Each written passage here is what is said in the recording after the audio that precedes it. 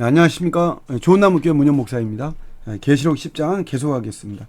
6절은 이제 지체하지 않는다 그랬죠. 그러니까 맹세했는데 맹세 두 가지입니다. 하나는 이제 지체하지 않는다. 하나님 나라의 완성이 우리 예수님의 재림이 지체하지 않는다 이런 말이고요. 7절에 보시면 일곱째 천사가 소리를 내는 날. 지금 이제 여섯 번째 천사잖아요. 근데 일곱 번째 천사가 소리를 내는 날. 그의 나팔을 붑니다. 그때 하나님이 그의 종 선지자들에게 전하신 복음과 같이 하나님의 비밀이 이루어진다 그랬어요. 하나님의 비밀이 이루어진다. 이게 뭐냐면 모든 일이 다 끝난다. 이거 다니엘서 12장의 이 내용이 배경이거든요. 근데 한때, 두때, 반때를 지나서 여러분 기억하세요? 바로 좀 이따 제가 설명하겠습니다. 한때, 두때, 반때를 지나서 이제 모든 일이 다 끝난다. 여기 새 번역을 보시면 이 모든 일이 다 이루어질 것이다 그랬어요. 요게 하나님의 비밀. 이 하나님의 비밀이 이제 다 이루어진다라고 하는 거죠. 하나님의 비밀이. 다니엘 12장의 9절에는 요런 이제 요 말이 요 다니엘에게 준 이 말을 잘 간수하고 이거 오픈하지 말라 그랬어요. 근데 요게 이제 어디 와서 오픈이 됩니까? 요게 이제 계시록에서는 오픈된 곳으로 나오죠. 이게 뭐냐면 예수님이 그 일곱 인을 띄었잖아요. 그 하나님의 심판과 구원이 들어가 있는 그 두루마리에 그 봉해져 있는 것을 우리 예수님이 띄었죠. 요게. 그러면서 이제 요게 이제 계시록 11장 2절에는 아까 여기에서 이제 한때, 두때, 반때 이제 다니엘서에서 뭐 한때, 두때, 반때 요게 이제 우리 계시록에는 제가 밑줄을 쳤지만 42달로 이야기되어 있어요. 42달.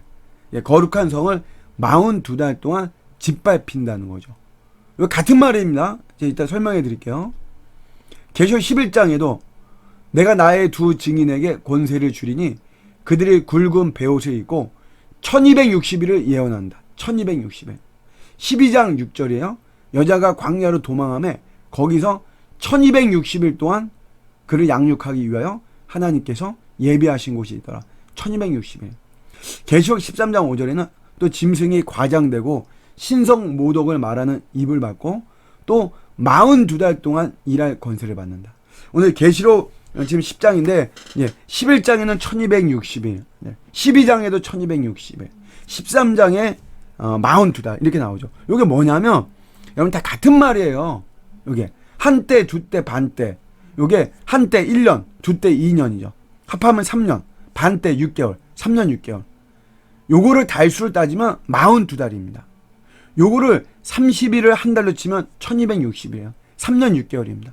이거 뭐 말하냐? 초림에서 재림까지를 이야기를 하는 거죠.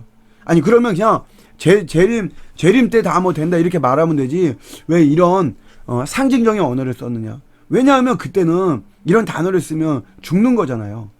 사도행전에 보시면 사도들이 막 감옥에도 가고 그랬는데 왜 갔냐면 예수가 부활했다라고 하는 거, 부활한 예수를 전하는 것 때문에 사두개인들의 심기도 건드리고 또 이렇게 해서 제사장들과 바리새인들이 그들 불편해하는 거죠. 아니 예수가 부활했다. 그리고 하나님께서 예수님을 구주로 세웠다. 구세주와 주인으로 세웠다. 그런 거 말하지 말라 그러잖아요. 그런 거 말하면 핍박을 받는 거예요. 초대교회 마찬가지죠. 그래서 재림이라고 하는 단어를 노골적으로 쓰기보다는 이런 상징적인 단어를 쓰는 것입니다. 여기 비슷한 게 교회네요. 교회. 14만 4천 뭘 말하는 거예요? 14만 4천 명 안에 들어야지만 구원받는다고요? 그게 아니라 그랬어요. 성경은 전혀 비성경적인 겁니다. 14만 4천 명 교회를 말한다니까요. 두 증인, 이제 다음 장에 나와요. 11장에 두 증인, 요 교회를 말하는 거예요. 이마에 하나님의 인을 맞은 거, 교회를 말하는 거예요. 교회. 교회라고 말을 표현할 수가 없기 때문에 상징적인 말을 쓰는 거죠. 여기도 여러분 다 마찬가지예요. 그래서 이런 어떤 하나님의 비밀이 이루어진다. 요게 우리 예수님의 재림, 예수님의 완성, 완성. 요게 이제 다 이루어진다라고 하는 그런 말입니다. 이제 비밀이 나왔으니까 성경에는 네 가지를 비밀로 정확히 이야기하고 있어요. 복음이 비밀입니다. 에베소서 6장 19절, 그다음 에베소서 5장 32절에 이 비밀이 크도다. 나는 그리스도와 교회에 대하여 말하노라. 그리스도가 비밀이고요. 교회가 비밀입니다. 또 에베소서 3장 4절에 그리스도가 비밀이에요. 그리스도의 비밀을 깨달은 것을 너희가 알 수 있으리라. 마가복음 4장 11절에 하나님 나라의 비밀을 너희에게 주었다. 하나님 나라 자체가 비밀이죠.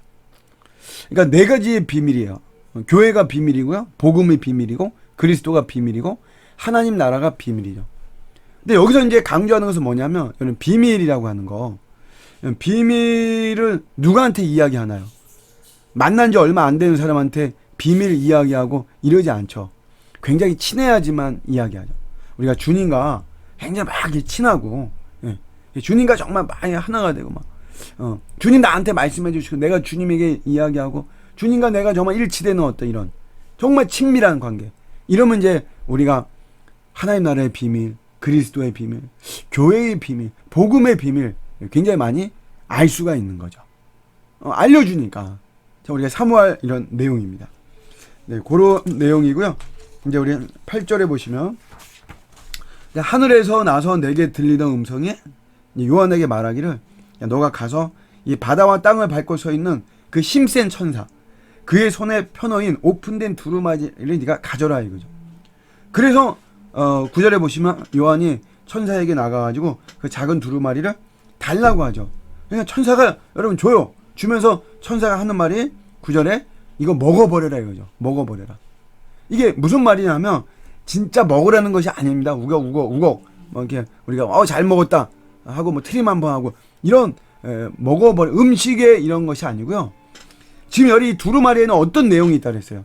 하나님의 구원과 하나님의 심판이 있다 그랬죠. 그러니까 너가 복음 증거가 요한 너의 사명이 되었다. 이거를 이야기를 하고 있는 거예요. 복음 증거가 사명이 되었다. 그런데 하나의 현상이 있습니다. 뭐냐면 너 배에는 쓴데 그 입에는 꿀같이 달 거다. 이런 말을 해요.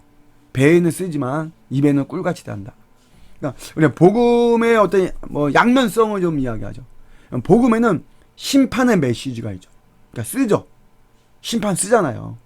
우리 신자들에게는 물론 의의 심판이에요. 그러나 여러분 이 계시록의 심판은 불신자들에게 초점이 맞춰져 있다 그랬잖아요. 그러니까 이런 심판이 쓸 수밖에 없죠. 그 다음에 또 구원의 메시지 이건 달죠. 달 수밖에 없죠. 꿀같이 단다. 그래서 배에는 쓰나 입에는 꿀같이 단다. 두 번째는 복음에는 영광이라는 단맛과 고난이라는 쓴맛이 함께 있죠. 복음의 길, 십자가의 길, 제자도의 길, 영광이 있죠. 그렇지만 또 우리가 현실과 또 현상 속에서는 고난도 있는 거잖아요. 고난이 있잖아요. 그러니까 이게 영광과 고난이라는 단맛과 쓴맛이 함께 있다는 것이고요. 또 복음을 전할 때 실질적으로 복음을 영접하는 사람들 있죠. 막 눈물 콧물도 막 흘리고 막 그렇지만 거기에 대해서 아주 막 핏발 세우면서 반발하는 이런 사람들 있잖아요. 이런 걸 총체적으로 따져서 배에는 쓰나 입에는 꿀같이 달다라고 이야기를 하고 있는 것입니다. 10절에 내가 천사의 손에서 이제 작은 두루마리를 갖다 이제 먹어버리죠. 그러니까 천사가 말한 대로 요한이 먹어버리니까 정말 천사가 말한 대로 그 입에는 꿀같이 달지만 이제 먹은 후에는 배에서 쓰다라고 하는 것을 이제 이야기하고 있고요. 마지막 11절은 천사가 말하기를 너가 많은 백성과 나라와 방언과 임금에게 다시 예언해야 된다라고 하는 이런 말을 하고 있습니다. 많은 백성, 나라, 방언, 언어죠, 언어. 임금에게. 이거 전 세계 모든 사람을 이야기하는 거죠. 너가 복음을 전 세계 모든 사람에게 전해야 된다라고 하는 것이고요. 다시라는 단어를 썼어요. 다시. 그러면 전에 했다는 거죠. 전에. 이게 뭐냐면 전에는 7교회 공동체에 예언했잖아요. 7교회 공동체. 그런데 이제는 단순히 이런 7교회 공동체뿐만이 아니라 이제는 그 대상을 전 세계 사람들에게 이렇게 예언을 해야 된다. 예언, 뭐 이것도 좀 강조해야 되지만 앞날을 말하는 거 아니라 그랬습니다. 그런 거는 우리가 성경에서 굉장히 소수고요. 여기서는 말씀을 맡았다는 거죠. 예자가 예금할 때 그런 예자라 그랬습니다. 말씀을 맡았다 이거죠. 말씀. 우리가 돈을 맡긴다. 예금한다. 말씀을 맡긴다. 예언한다. 그러니까 우리는 하나님의 말씀을 전하는 거예요. 이게 이제 교회가 해야 될 일이죠. 예언한다는 것은 미래를 말하는 것이 아니고 하나님의 말씀, 복음을 전하는 거. 이제는 전 세계 사람들을 대상으로 해야 된다. 근데 이거는 사도 요한은 너 혼자 하는 것이 아니다. 이제 이 복음을 전하는 것이. 그러면 누구랑 합니까? 그게 두 증인으로 상징되는 교회를 통해서 하게 되는 것이다. 그럼 이 교회를 통해서 어떻게 하게 되느냐 하는 거를 이제 우리 11장에서 이야기를 하고 있는 것입니다. 네, 오늘은 10장 이제 여기까지 마치도록 하겠습니다. 감사합니다.